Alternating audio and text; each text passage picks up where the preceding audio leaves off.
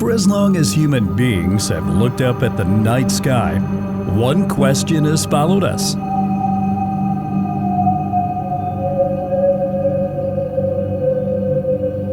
It is one of the simplest questions we can ask, but also one of the most terrifying. If life exists beyond Earth, then our planet is not unique in the way we once believed. If life does not exist anywhere else, then Earth may be more precious, more fragile, and more lonely than we can imagine. For centuries, the search for life beyond Earth belonged mostly to imagination. People looked at Mars and imagined civilization. They looked at the moon and imagined hidden worlds. They looked at the stars and wondered if someone else, somewhere, was looking back.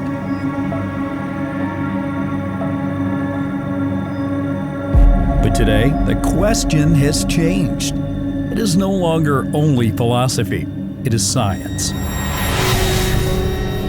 We have spacecraft studying Mars, probes exploring icy moons, telescopes searching the atmosphere of distant planets, and radio observatories listening for signals from civilizations we've never met. The search for cosmic life is no longer a dream. It is one of humanity's greatest scientific missions.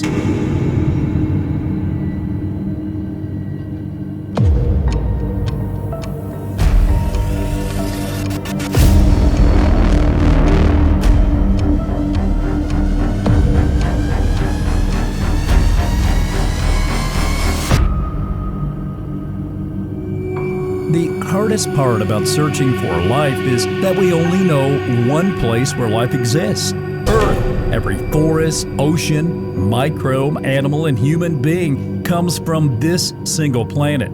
That makes Earth both our guide and our limitation. When scientists search for life elsewhere, they often begin with what life on Earth needs: liquid water, chemistry, energy, a stable environment, at least for long enough for life to begin and survive. This does not mean alien life must look like life on Earth, but Earth gives us the only proven example.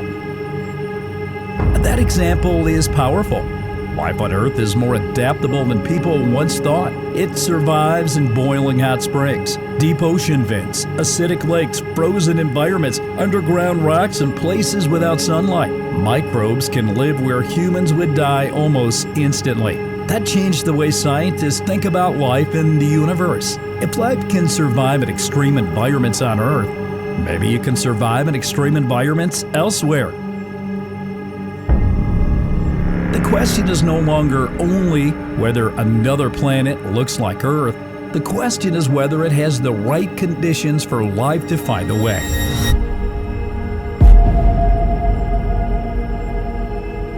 Mars has always been one of humanity's favorite places to search for life. It is close, rocky, and strangely familiar. It has polar ice, ancient river valleys, dried lake beds, dust storms, seasons, and landscapes that look almost Earth-like from orbit. But Mars today is harsh. Its atmosphere is thin. Its surface is cold and dry. Radiation reaches the ground more easily than it does on Earth. Liquid water cannot remain stable on the surface for long under normal conditions.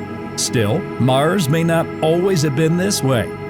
Billions of years ago, it likely had a thicker atmosphere, flowing water, lakes, rivers, and maybe even environments where microbial life could have existed. That's why rovers study Martian rocks so carefully.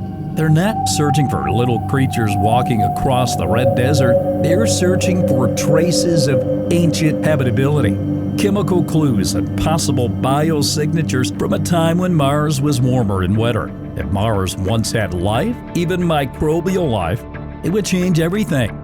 It would mean life began on two nearby worlds in the same solar system. And if life started twice here, then maybe life is not rare at all. But Mars is not the only target.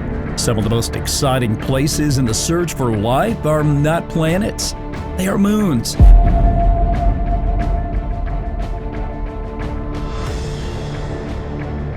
Europa, one of Jupiter's moons, is covered in ice. From the outside, it looks frozen and hostile.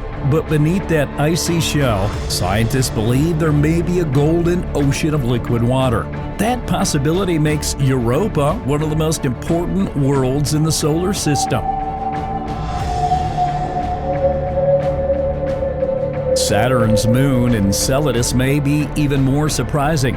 It is small, icy, and bright, but near its south pole it shoots plumes of water vapor and icy particles into space. Those plumes come from beneath the surface, likely from a subsurface ocean. This is extraordinary because it means Enceladus is almost handing scientists samples of its interior, salts, organic molecules, and signs that the ocean may interact with rock.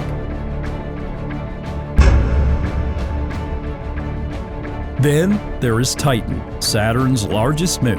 Titan is strange because it looks both familiar and completely alien. It has a thick atmosphere, weather, clouds, rivers, lakes, and seas. But those lakes and rivers are not made of water. They are made of liquid methane and ethane. On Titan, water behaves like rock because it is so cold. Methane plays the role that water plays on Earth, falling as rain, flowing across the surface and collecting in lakes. The result is a world that feels like a distorted version of our own. Titan may not be alive, but it may show us what pre-life chemistry can do on a planetary scale. Beyond our solar system, the search becomes even larger.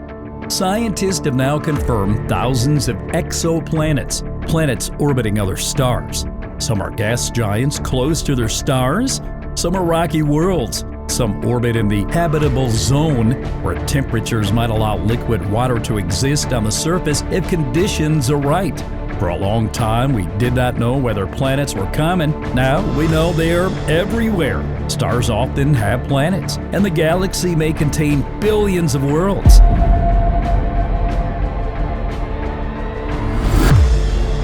The universe may be full of planets, but proving life exists on one of them will not be easy. There is another search happening too, the search for intelligent life. This is not about microbes under ice or gases in the atmosphere, it's about signals.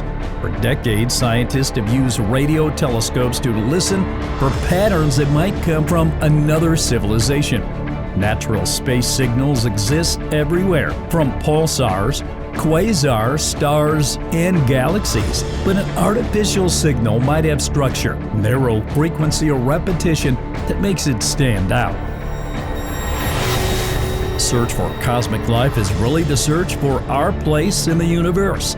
We do not have the answer yet, but every mission, every telescope, every rover, every icy moon flyby, and every atmosphere we study brings us closer. Maybe life is rare. Maybe Earth is one fragile island in a mostly silent universe. Or maybe life is common. The terrifying truth is that both answers would change us. If we find life, we will know we are not alone. If we do not, we will understand how precious Earth really is. Either way, the search beyond Earth is not only about aliens, it's also about discovering what life means in a universe this vast.